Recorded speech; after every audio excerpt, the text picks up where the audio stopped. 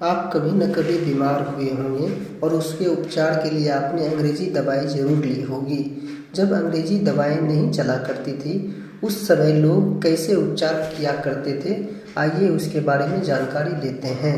पहले के ज़माने में 5 तरीके से उपचार किया करते थे। पहला था आयुर्वेद, जिसे आप भली भांति परिचित होंगे। आयुर्वेद भारत की प्राचीन चिकित्सा पद्धति है जिसका उल्लेख वेदों और पुराने ग्रंथों में मिलता है। यह शरीर के 3 दोष वात, पित्त और कफ के संतुलन पर आधारित है। आयुर्वेद में जड़ी बूटियाँ, पंचकर्म, आहार विहार और जीवन शैली सुधार के माध्यम से उपचार किया जाता है। इसका उद्देश्य केवल रोग ठीक करना नहीं है बल्कि शरीर को स्वस्थ बनाए रखना भी है। दूसरा है योगा। योगा से भी आप भली भांति परिचित होंगे। योग केवल व्यायाम नहीं है बल्कि एक संपूर्ण जीवन पद्धति है। इसमें आसन, प्राणायाम, ध्यान और साधना भी शामिल है। योग मानसिक तनाव को कम करने, शारीरिक लचीलापन बढ़ाने और मन को शांत रखने में सहायक माना जाता है। आज योग को विश्व भर में स्वास्थ्य के लिए अपनाया जा रहा है। तीसरा है यूनानी। यूनानी चिकित्सा पद्धति ग्रीक और अरबी चिकित्सा परंपरा से विकसित हुई है।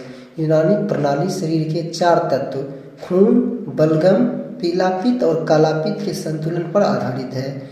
इसमें प्राकृतिक औषधियाँ, जड़ी बूटियाँ और विशेष उपचार विधि का उपयोग किया जाता है। चौथा है सिद्धा। यह दक्षिण भारत विशेषकर तमिलनाडु की पारंपरिक चिकित्सा प्रणाली है। सिद्धा चिकित्सा में जड़ी बूटियाँ, धातु और खनिजों का उपयोग किया जाता है।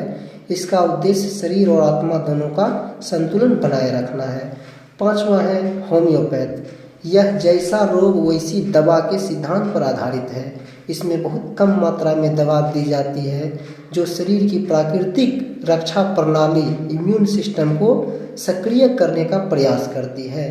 इसीलिए इन 5 प्राचीन चिकित्सा प्रणालियों को बढ़ावा देने के लिए भारत सरकार ने एक मंत्रालय बनाया है जिसका नाम है आयुष।